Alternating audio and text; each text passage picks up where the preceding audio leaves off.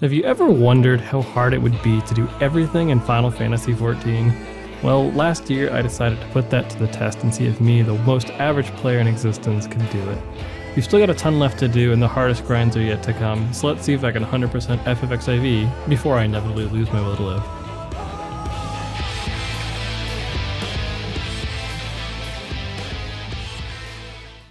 We are going to be starting on Extreme Trials for Endwalker finally. We are starting with the first one, working our way through.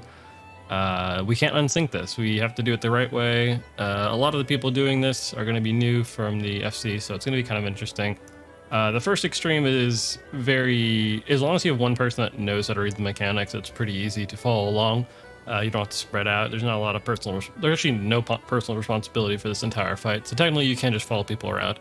I've watched the video, I know what the mechanics are. I'm hoping to... I'll link a guide that I found really useful and very relaxing if you're stressed out about stuff like this. But really it's just knowing the mechanics and then reading them and figuring out where the safe spot is. So I'm definitely going to try to get better at that and learn it and get comfortable with it for doing it in the future. We will see if we can get the mount. Most likely won't, because there's a lot of people that are also going to be rolling for it. And if you've seen how stuff went with stuff like Diamond Weapon, I sometimes get these very, very bad swings of luck. So we'll see how that goes. But that's what we'll be kicking off with today.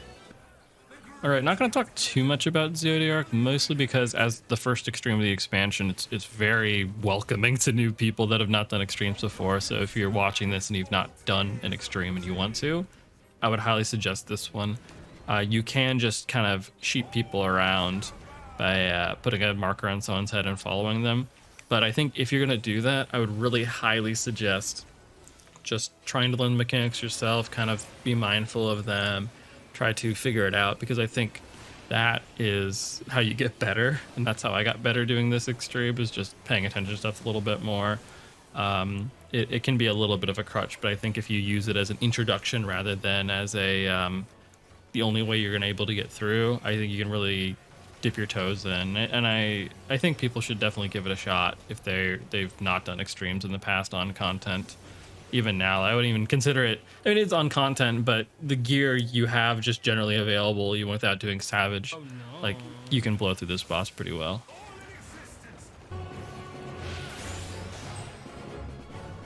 I think where I was standing, no, where I was standing before would have worked. I was standing somewhere different. I think I was still fine, but I was in Australia doing DPS.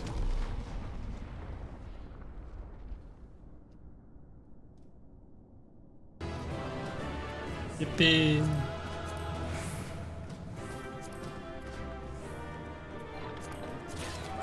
Hey! Be a shame if I got super unlucky somewhere else. Alright, I actually don't know how many totems it took to get the Eternal Darkness links. I'm actually not completely positive, but it was under 10. It was ridiculously fast. And it's the first links I've gotten, the first cat. I don't know.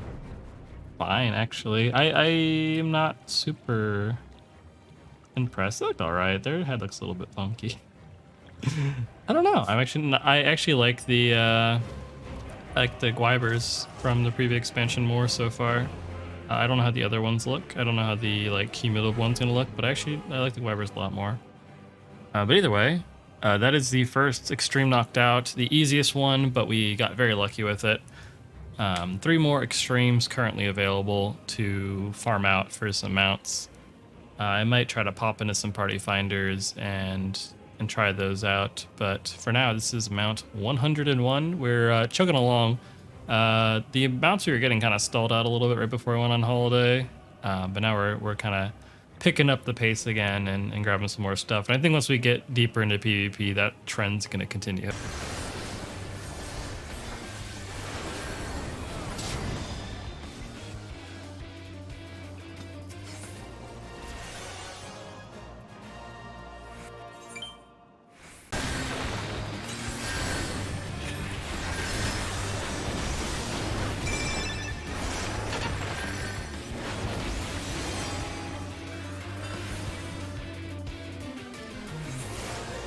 Oh, we won.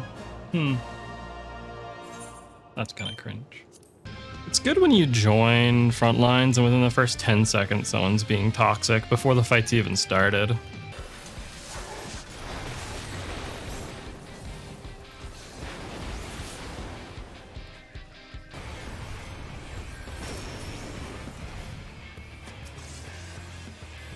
All right, we have almost maxed out on wolf marks. There's a couple of things I can buy from here in terms of like completionist stuff. Oh, there's a few actually.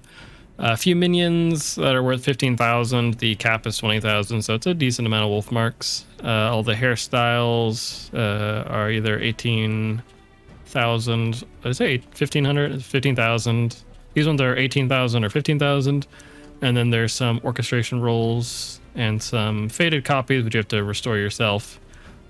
That are either 10,000 or this one's 5,000 for some reason. Anyways, we're gonna start with the clockwork lantern and take this dude out. It's just a lantern. Get out of here. They just hop after you. Do you have like a face or anything? Or is it literally just a lantern? No, it's just a lantern. All right. Interesting. All right. Well, that was worth it. All right, let me explain maps, because I've not really talked about it too much, and it's not my favorite concept in the game, because it's literally just gambling, and it's like 10 layers of RNG. So you get to collect a map every 18 hours, but you can also buy them, and there's different tiers of them. And sometimes when you go to the location of your treasure map, you find a portal. And sometimes in that portal, when you go through the dungeon there, you are able to progress each time, and you have to keep going through these doors or running or rolling these roulettes.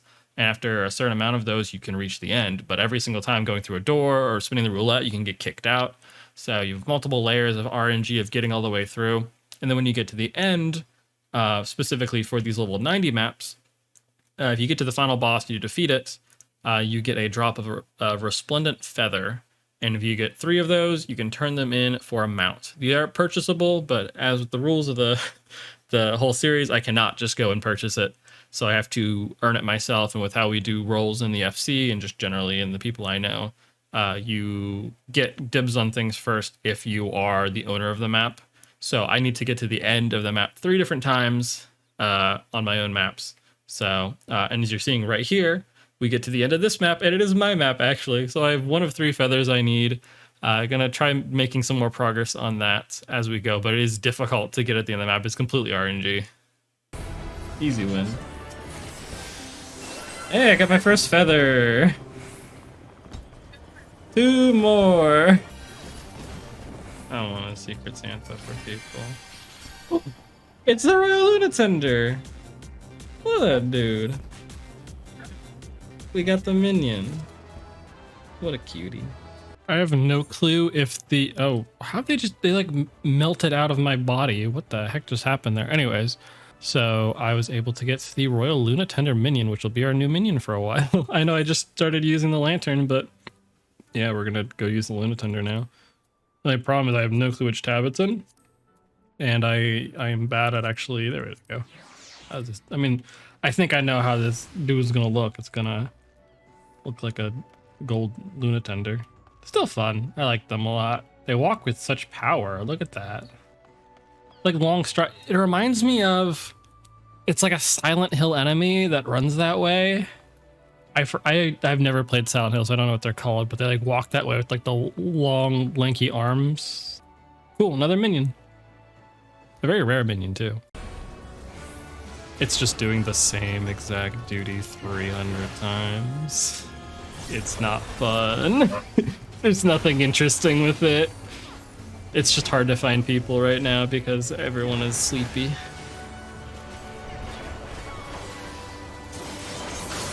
Thankfully, you can do it with like 5 tanks, so. Oh. I got Tanky Warrior 2. What's that for? 100. I'm halfway! Hooray! Oh wait, I'm not halfway for that one. I'm a third of the way. This game sucks. Ooh, a gold coffer. Wonder if this is gonna be the one.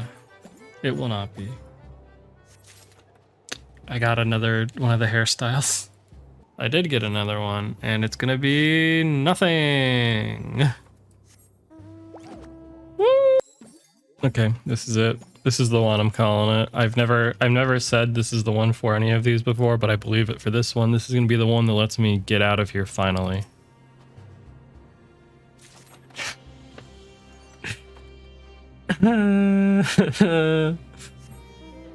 That is 19. I haven't said it yet. I have officially made 5 million gil just in Pyros from doing this. The gold coffers give 100,000 each. The silvers give 25,000 and the bronze give 10,000. So that's a lot. Gold coffer number 20. Maybe this will be it. Probably not. This is the 6th time I've gotten this hairstyle. Please, just give me the mount. That's incredible. I have opened 20 gold coffers and gotten... I'm so turned around right now. I'm not even going the right direction to get back to the fate. I have gotten that hairstyle 6 times out of the 20 I've opened. Any of those could have been the mount, probably. I don't know. I'm just assuming that you either roll on the mount or you roll on the, or you get the hairstyle. Like, you can't get both at the same time. I don't know if that makes me feel better. It probably doesn't, so maybe I shouldn't think of it that way. But it's rough. It's not great. That is number 20.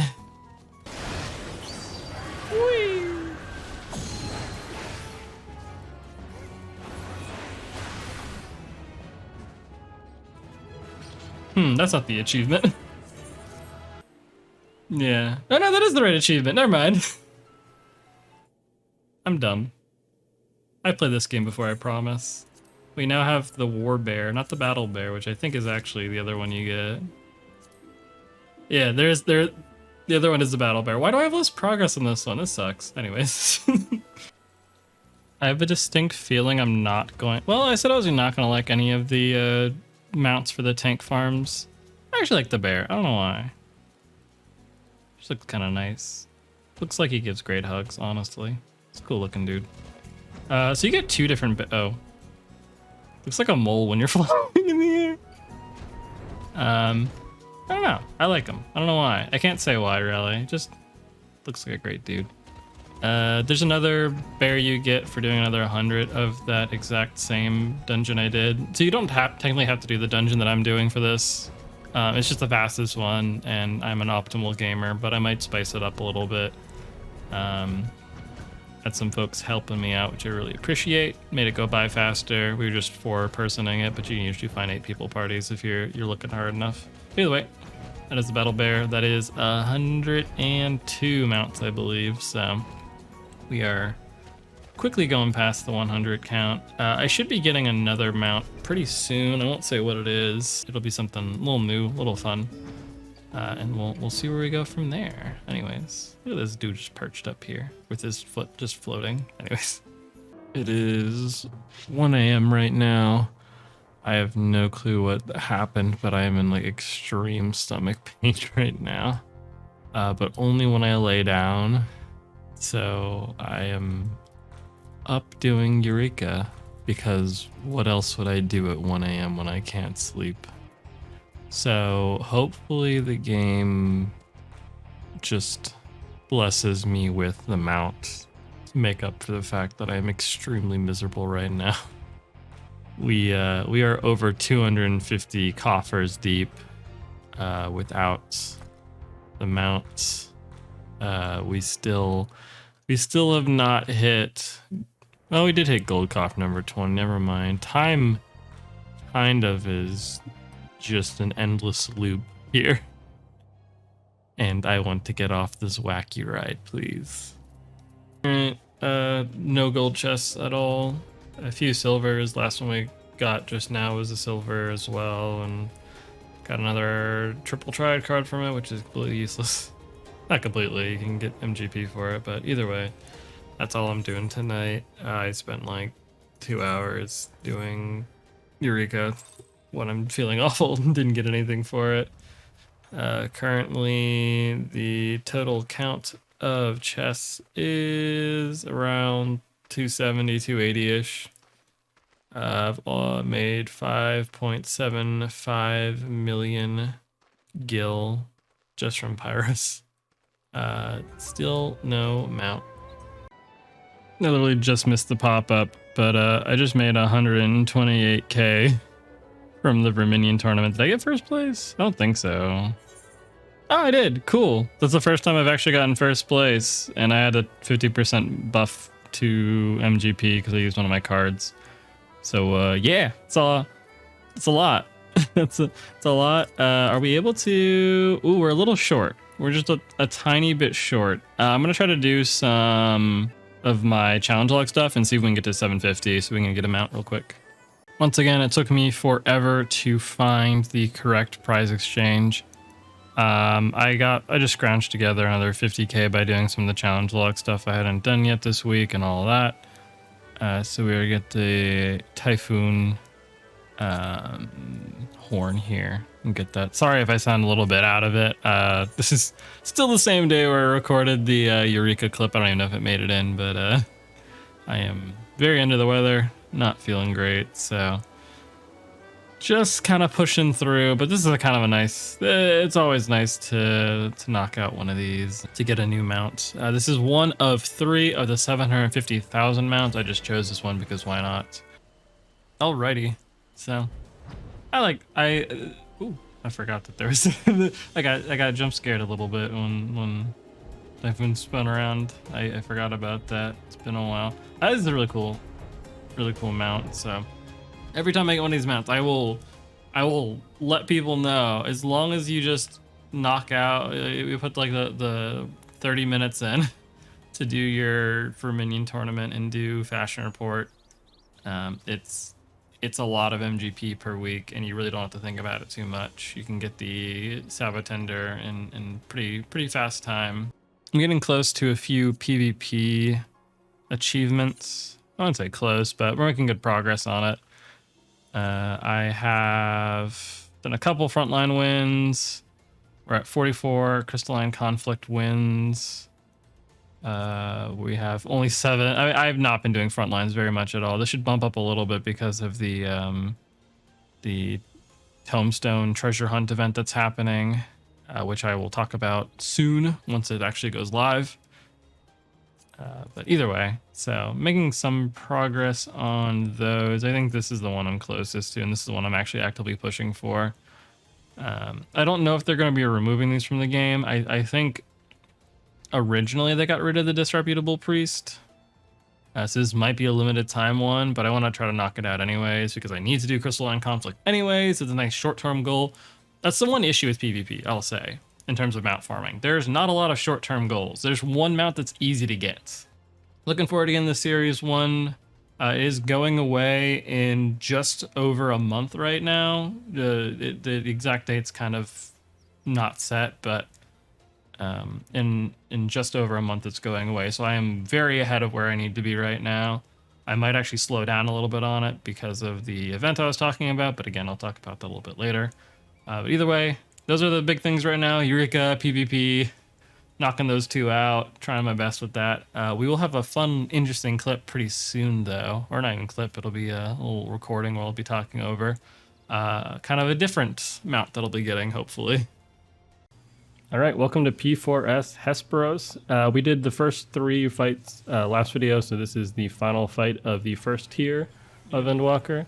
I was gonna like explain some of the mechanics and then show us resolving them and make it more of like a pseudo sort of introduction to the fight. But I thought y'all would enjoy watching me just grief my team by accident and die more than that. So, but anyways, this is my first time doing a synced like final fight of a tier. And with that in mind, there was a lot going on with it. There's certain mechanics that I feel like I still, like, they could drop me into the fight right now and I would understand. There's stuff that, and there's other mechanics because we didn't do it a ton of times that if they had me do it 100 times, I don't know that I'd do it right yet unless I watched a guide and practiced it a little bit. I enjoyed the fight. I enjoyed the difficulty of the first phase of it. There's a decent bit going on and a lot of, like, entropy and how the different things can resolve and what positions you could possibly be in. So figuring all that was cool, kind of understanding it, and just doing a fight that asks more of you is something new to me. So I enjoyed it from that perspective, but there is a second phase of it as well. I think we ended up spending more time on phase 2, and I think that was the one that I was more intimidated with, honestly, just with all the memorization of where to go for everything and how things resolve after like not having seen it before, having played through it. But in the end, I think it ended up not being really any harder than phase 1. I really enjoyed kind of I enjoyed the like story mechanics sort of thing. There's again kind of meshing together the strats that my static had done before and the strats that I learned with the guide and figuring that out. And I'm realized like this is what I really realized with doing fights, that I'm a very visual person, and that seeing a macro in chat or having someone explain something in text or even like speak to me and like try to explain something, like I was like really having a trouble time visualizing it. So especially with this fight, knowing where to go with all of that and like having it all in my head, I definitely had to like just see the mechanics and kind of like, oh, that's what they meant with it, or that's what the macro meant. So either way, I had a great time with this. I think at the time of doing this, this was like my favorite fight that I had done in a while.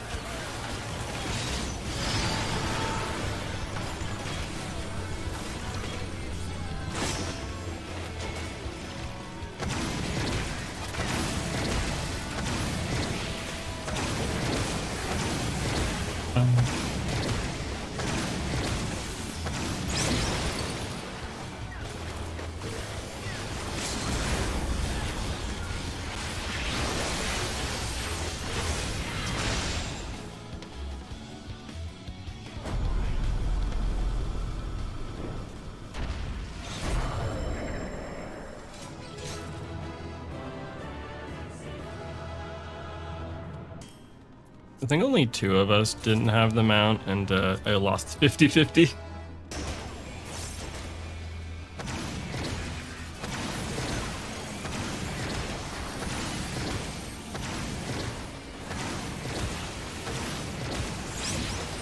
Are we needing a greeting on the mount? I think I greeted last time. It's both like a bit of a doozy and intimidating and difficult. I mean, it's the toughest content I've done in the game so far, just the entire previous tier, but at the same time, it was easier than I expected it to be. Obviously, we have better gear than you're supposed to have, and you skip most of the final mechanics of every fight. If you mess something up, you can live through certain stuff. You just generally are less squishy. So that obviously helps, but even with that, I mean, you're still having to resolve difficult stuff and think through it, and it's very different than what I'm used to. We got the Demi-Phoinix mount. I really like this one. Really like this one. I really like all the 2 mounts they have so far for this Savage tier. I'm actually curious what the last one's going to be. So far, they're both Phoenixes, which is funny. Well, the second one can turn into a Phoenix, but either way. This is Mount 104. I am 6 away from 110, which is, I guess, a milestone. I don't know. Everyone would get us a milestone at this point. We're chugging along again. We had a little bit of a lull with mounts, and despite the fact that I'm really focusing on PvP, which is a very slow grind, we're still making good progress. So, feel very proud. I know this is like anyone that does like current level Savage or doing ultimates and stuff is looking at this and not very impressed, but I'm very proud of myself. That's the important part. So this is going to be the end of the video. I wanted the series is a completionist series, but I do want it to kind of also coincide with me being a very casual player and starting to have to learn like how to do Savage fights, how to do Unreal fights, how to do extremes, and ultimately, ironically enough, to do ultimates. And I've not talked about the reasoning for why I've been doing P1 through 4 yet, but that may be related to the latter there. So you'll get to see a little bit of that next video. But I do want to thank all of you for watching and sticking around for that. It's been really awesome to sit down and make a series that's been going for a while. I have a personal issue with starting these series and sticking with them, but The folks that have been very positive about the videos and just generally giving advice and pushing me on for this have been really helpful with that. So I appreciate that. Episode 10 will be out in a couple weeks. I'm really excited for it. Hope you all are looking forward to it too. Like I said, we're going to be doing some very different stuff in that video than we've done in the past. So stay tuned for that, and I will see you all around.